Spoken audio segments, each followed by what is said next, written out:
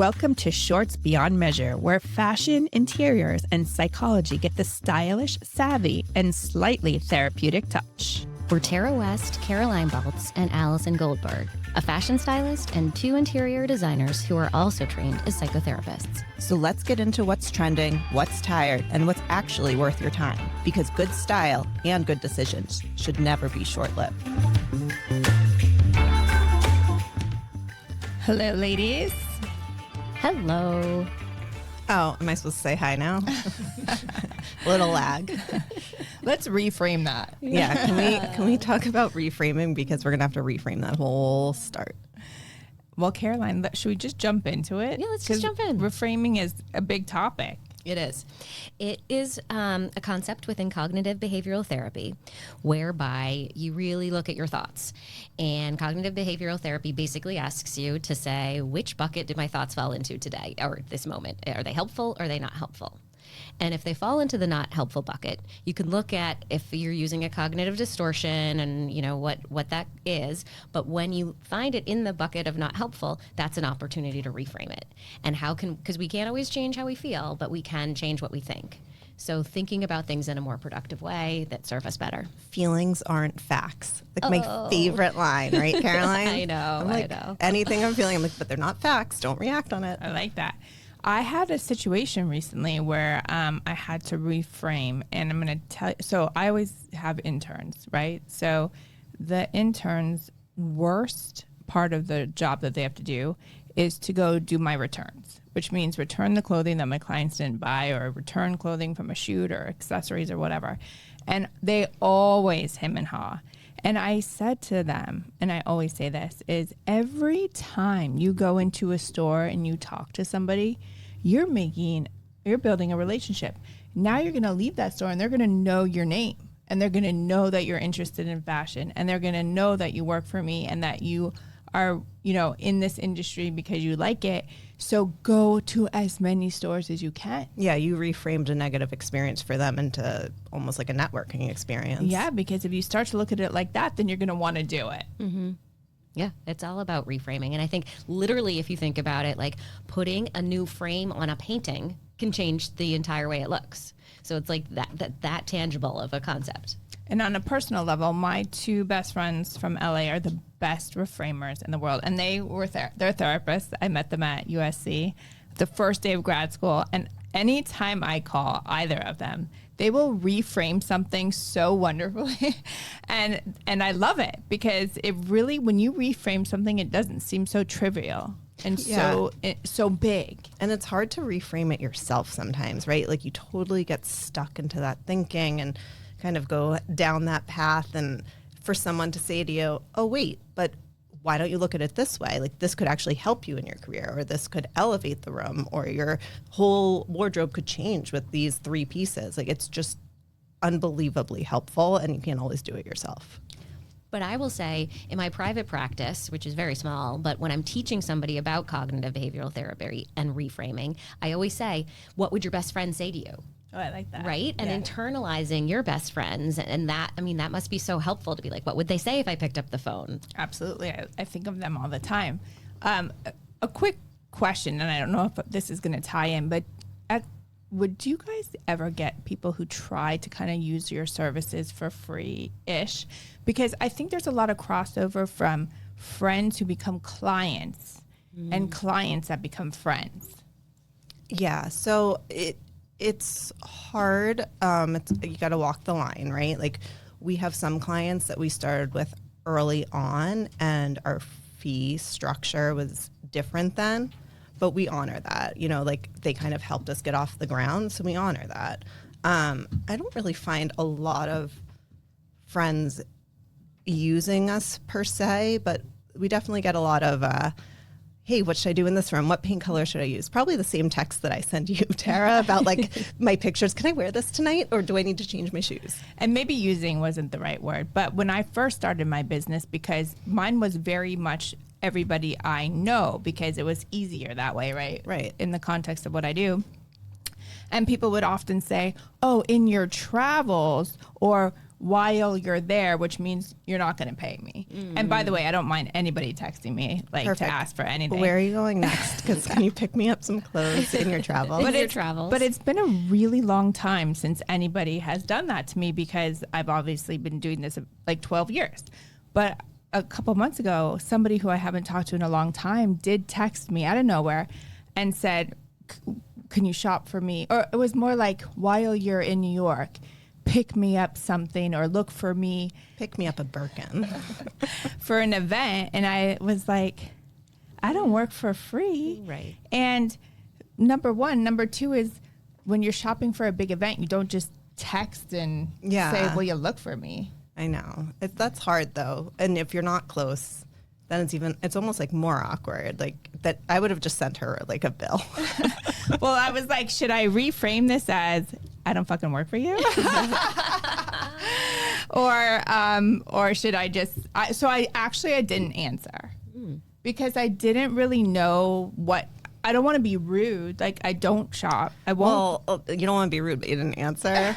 Because what am I going to say? I don't work, you will have to make an appointment.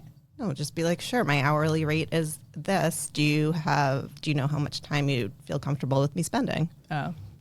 Yeah, but I do think like being unapologetic about your fee is really important. And I don't know that women are always taught, and I don't mean to make this a gender thing, but actually my son... Please don't. My son tutor... Okay, I won't. So my son tutors, he's 17, and he charges $50 an hour. And I told him, like, just put it out there. Like, you just say it and don't hesitate. And, with conviction, it goes a long way, knowing your worth. But at this point in the game, don't you just say, hey, you're there, can I pay you for a couple hours? I mean, they know what I do. Right. I've been doing it a long time. Yeah. Okay, so how do we reframe your response of no response? Like, how could you have handled that situation better? I'm still okay with my not responding. You're okay with that? Because I feel like this person knows like what I do. They know but I don't know what the context of reaching out for me like that was. But maybe she had different objectives. Like maybe she was happy to pay, but you didn't say that to her. You didn't give her your hourly rate. One of my pet peeves is the no response. Like, grow a pair and say what you want. Right. Well, isn't the no response a response? Yeah, but it's cowardly. Don't be a coward, Tara.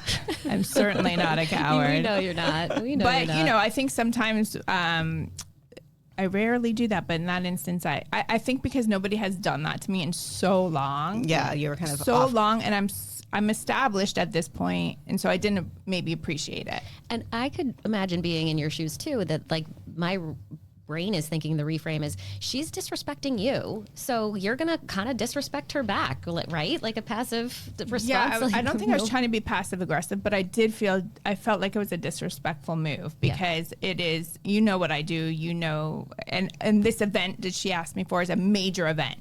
And so how do if it's a major event, I'm not just going to go pick you up something. I haven't seen you in a long time either. Yeah. So it was just a weird situation. I could have handled it better. You're right, Allison, but I didn't.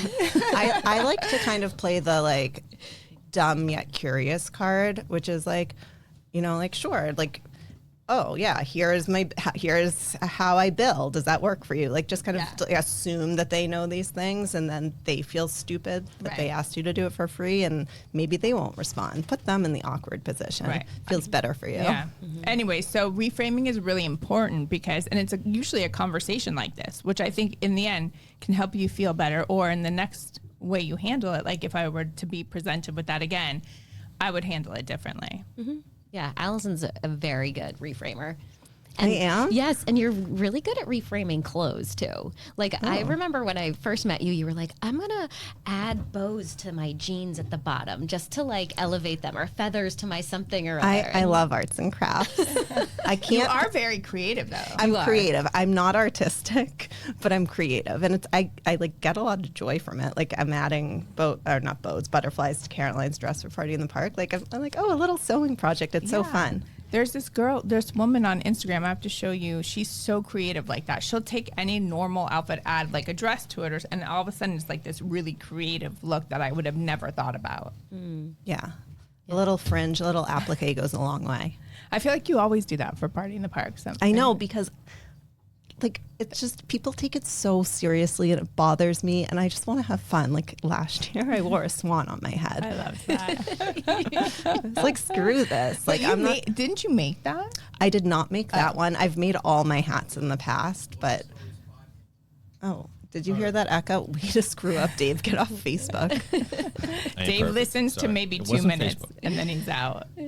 Anyway, so reframing for my children is a really good thing too. I think it really helps kids when something seems so big and catastrophic, that you can kind of help them reframe it into a different perspective.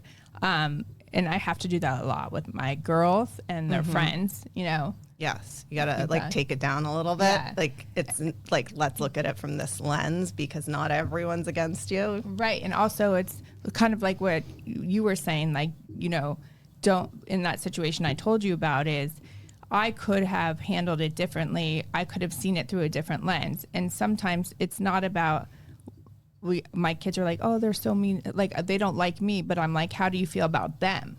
Right. And so it's about how you feel, not about how they feel. Right. How someone feels about you is actually none of your business. Right.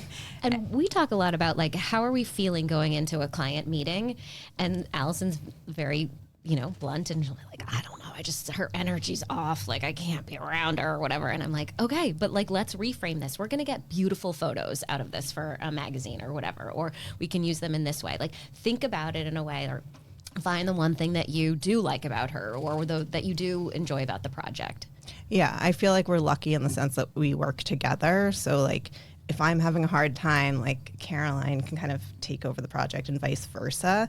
We still go into it together, but we can kind of be each other's cheerleaders and help each other reframe. How do you like reframe when you're having a difficult time with a client or something? How do you do that all by yourself? I really try to think about the person and their life. And I thought you were going to say the money. I like the money.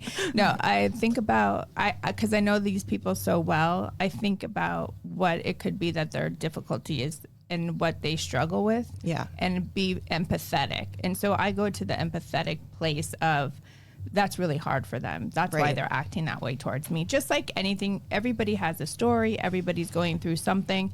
I was away with 11 women to Miami, and like some of these women in the past have not been so friendly, but to find out that they were going through stuff. And so I tried to go to that place. Yeah. Because I'm like, I just know that there's something going on with them, and it has nothing to do with me. Right. I think like the biggest thing with reframing is like not taking things personally. If someone doesn't like something or about you or whatever, it actually usually has really nothing to do with you. It has to do with their own projections, their own ideas, their own experiences.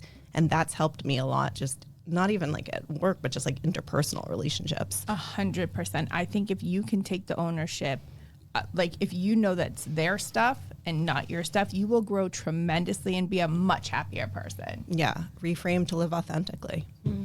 Well said. Well said. We could just stop there. All right, perfect. Bye, everyone. If you have any questions or comments, let us know. Thanks. Thank you. That's it for this week's shortlist. Thanks for listening. If you enjoyed today's conversation, share it, leave a review, or let us know what's on your shortlist. Shorts beyond measure, because the most important things in life can't be quantified.